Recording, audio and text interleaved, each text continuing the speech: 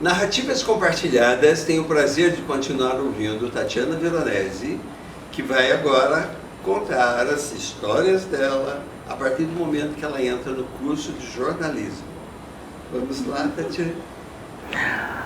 Então, dando sequência, aí eu entrei no curso de jornalismo, fiz 3 anos. 3 anos. Roberto, já era para eu ser pós-doc, né?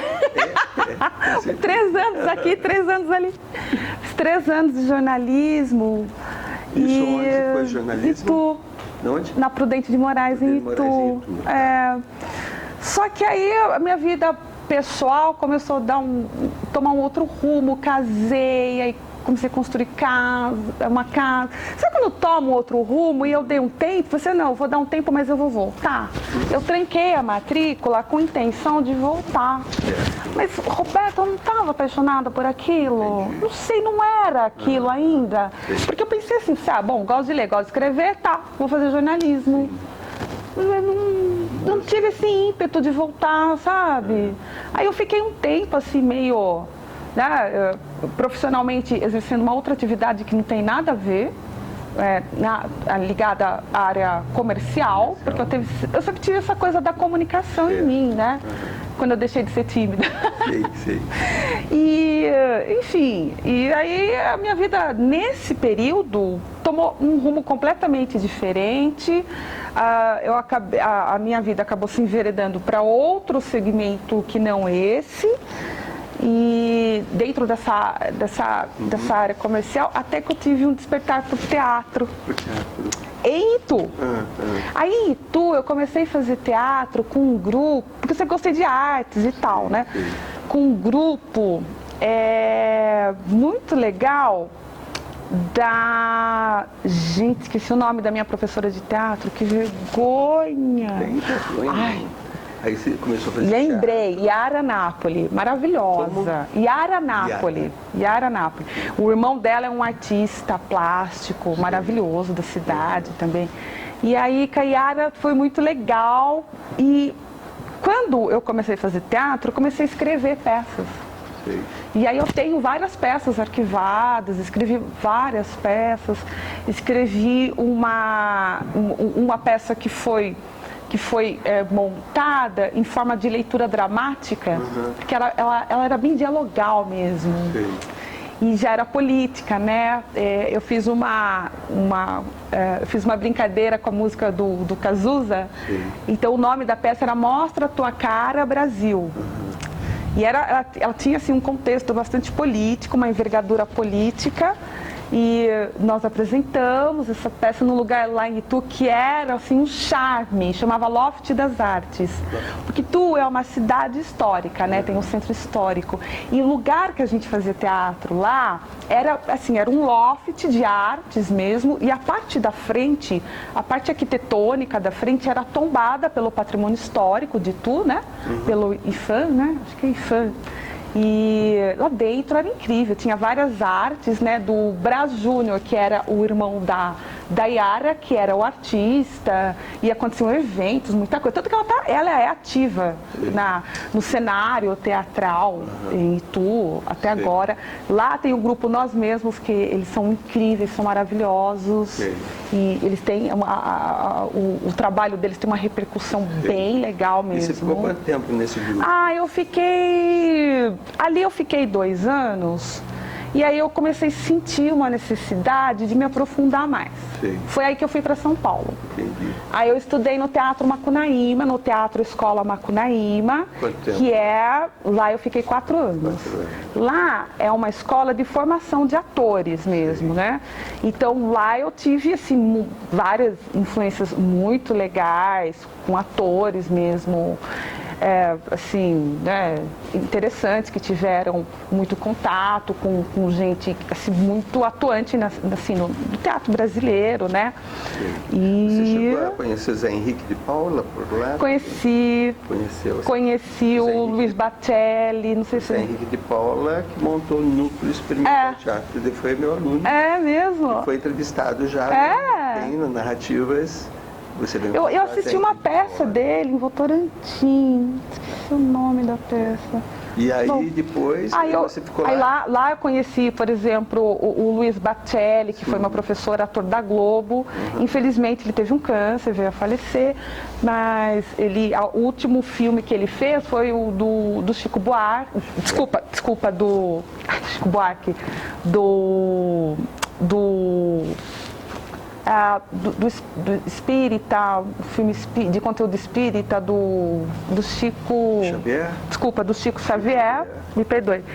E acho que o penúltimo, eu não lembro o nome do filme, mas ele foi um dos protagonistas. E ele foi meu professor lá no Teatro Escola Macunaíma. E lá eu tive um contato mesmo mais profundo com montagem, contato com textos. O Batelli, eu tenho essa experiência. Os professores são muito marcantes na minha vida. E, aí depois de lá, você foi para... Depois do Macunaíma, então no mesmo período que eu estava fazendo Macunaíma, aí eu comecei a conversar com as pessoas, aí que eu vim ter informações a respeito do teatro da Uniso. Exatamente. Aí, Roberto, você ficou sabendo lá em São Paulo do curso aqui da Uniso? Não, na verdade eu fiquei sabendo aqui mesmo, no interior. E daí você resolveu vir pra cá? Daí eu fazia os dois ao mesmo tempo. Eu vinha todo dia, eu morava em Itu, aí vinha todos os dias de manhã para Sorocaba, porque o curso era oferecido na parte da manhã. E eu estudava teatro aqui, e aos sábados eu ficava o dia inteiro em São Paulo, no Macunaíma. Então esse período foi muito gostoso, porque eu mergulhei no teatro de uma forma, em duas vertentes muito diferentes, absolutamente diferentes. Na época tinha até uma rixazinha com o pessoal do teatro do Macunaíma, com o pessoal daqui, do interior. Tinha uma coisa assim, uns gostam, outros não gostam, né? Mas enfim, isso é bobagem. Mas o que foi interessante é que eu tive o contato com a questão do fazer artístico enquanto atriz. E aqui na Uniso, a parte teórica do teatro educação, como na licenciatura mesmo, no viés pedagógico. E uma professora que me marcou muito no teatro arte educação daqui, na arte educação daqui, foi a Ingrid Kudela. Maravilhosa. Sim. Então ela tem assim uma relevância muito grande na cena teatral brasileira. Isso. Com a Ingrid eu fiz parte de alegorias pantagruélicas. Sim. Do Rabelais, né? Isso. E eu conheci o Rabelais por meio da Ingrid. Sim. E aí que eu comecei a ter uma dimensão dos professores da Uniso, e eu comecei a me alimentar. Sim. De todas aquelas pessoas que tinham, assim, uma cabeça absurdamente gigante, sabe? Os meus professores no período do teatro lá foram incríveis. E lá eu conheci o Roberto Gil Camargo, que é uma pessoa assim que eu tenho no meu coração, que eu aprendi absurdamente. Ele foi meu orientador de TCC. Certo. Nesse período, Roberto... Qual foi o tema do seu TCC? Então, isso que eu ia entrar, porque nesse período eu comecei também a reinar na área na era da comunicação, porque eu sempre tive esse pezinho. Eu trabalhei em TV, em Itu, já fiz um monte de coisa. Eu montei um site assim, ligado à comunicação e cultura, em que eu divulgava tudo o que acontecia, tudo que acontecia de cultura, tanto em Sorocaba quanto nas cidades vizinhas, até em São Paulo, música, teatro, dança, cinema, tudo. Era um site de divulgação de várias linguagens artísticas.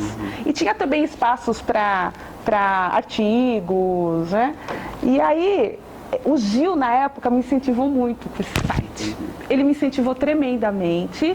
E o meu TCC foi com enfoque neste site, porque o TCC de lá, do teatro, é pesquisação. Entendi.